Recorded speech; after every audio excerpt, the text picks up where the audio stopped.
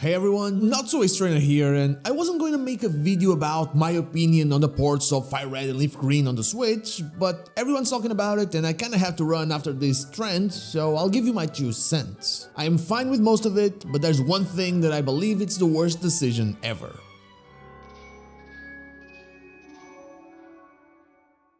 Well, I honestly do not care about the prices for these games. Yes, I think that digital products should be cheaper than physical products, and yes, I think that 80 or 90 euros for a game, a modern game on the Switch 2 is way too much, and I do not like the idea of paying that for Gen 10, which we most likely will, but it's not the same thing here. These ports are around 20 euros or $20 each, and back in the day, over 20 years ago, they used to be like 40 euros or dollars each, so you're paying for half, but you actually own it. And that's the first reason why I really don't care about the price tag. People complaining that these games should be on the NSO service first are forgetting about the rewind feature and the cloud saves, which Game Freak really doesn't like, and then they're forgetting that they would not own the game. They would be subscribing to a service that let them play the game.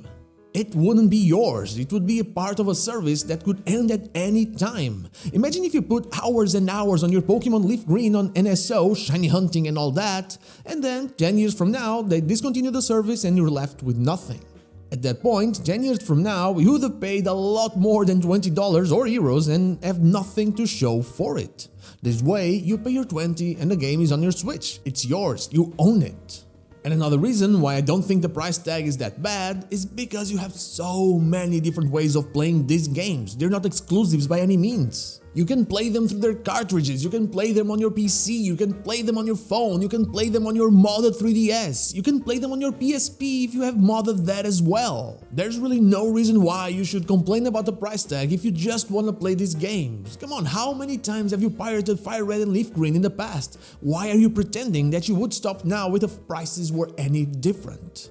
The only reason why one would complain about this is if they really wanted to access Pokémon Home directly through Pokémon Fire Red or Pokémon Leaf Green. In my eyes, that is really what I am paying for, that connection. Sure, I can send Pokémon from GBA games all the way to Pokémon Home, but it is way easier like this. And also, we all know that we're probably getting a shiny mythical Pokémon for the completion, so that's a nice thing as well. I really think it's one of those things where you play it or buy it if you want. You're not really missing out on anything. It's not a new generation, it's not a new game, it's not a new adventure, you're just looking at a nostalgia product. Now, despite all of this, there is one reason why I believe we should be raising our pitchforks, and no, it isn't Japan getting a really pretty physical release. It's because of the lack of online play.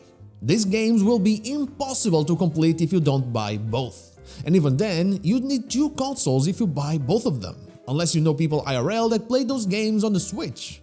There are trade evolutions, there's version exclusives, and I don't even know how everything that doesn't show up in the Kanto remakes will work, because there's a lot of stuff to be traded to the Kanto remakes. This would be fixed by having online play.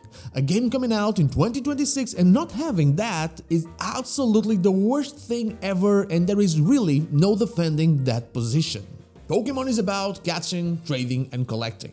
Selling these games in this way without online play is doing one thing, and it isn't pushing people to go outside and find others playing these games and trade with them and interact with them, meeting new people. It is pushing people to stay inside with their Switch and their new Switch 2 or something like that and trade alone between their 2 versions. That is really what I think people should be complaining about, those who like the prices and those who don't. The rest is all optional. Someone buying this game will not affect your experience, it's not a new thing, they will not spoil you by ruining a surprise or a reveal.